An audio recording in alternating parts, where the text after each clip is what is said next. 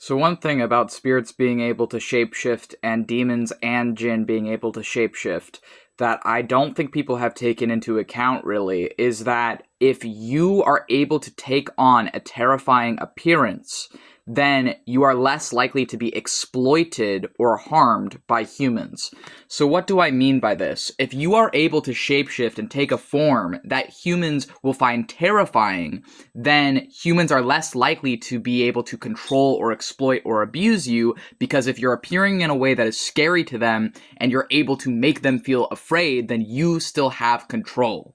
And one of the reasons that I think that the spirit world and the material world are separate and need to be separate, but not that they need to be separate or that it's why it's separate, but for immaterial beings that are able to change their form, if you take on a form that is, for example, strikingly beautiful to a human, then that human is going to be drawn to you, and is going to be more, I suppose, amicable and pleasant with you. Whereas if you take a form that is going to be terrifying to that human, that's a way of maintaining control. It's a way of being I am guarding myself from you. I'm protecting myself from you.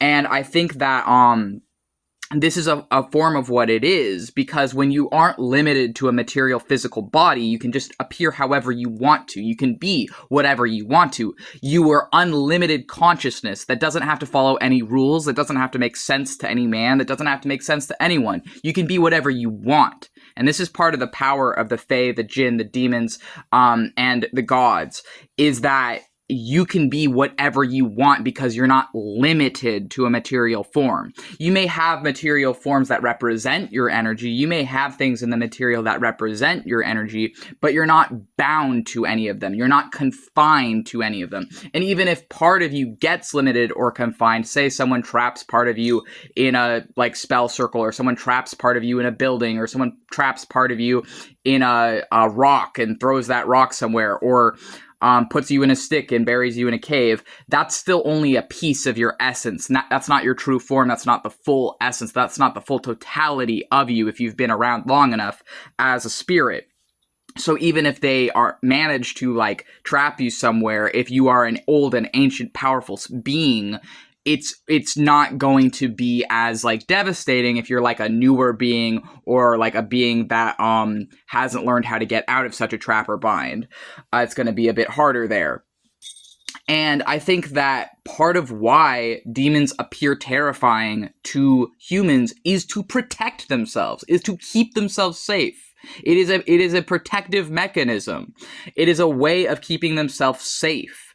And because here's the thing about humans is we exploit and abuse. Not all humans, obviously. There are good people out there, right? But if you look at the totality of human history, how we treat each other, how we treat the planet, how we treat the animals here, how we treat our own partners, spouses, children, whatever. If you look at it as a whole, even though yes, there is good, and of course there is good in humanity, and there's good people, and there's good and bad, there's a lot of people that just want to exploit and abuse people. They just want to use something. They want to maintain power over it. Magicians are no exceptions to this. This is one of my biggest issues with certain types of classical or ceremonial magicians, is that they'll treat jinn and demons as slaves. They'll treat them as, oh, well, they're evil, so it's okay for me to do whatever I want to them.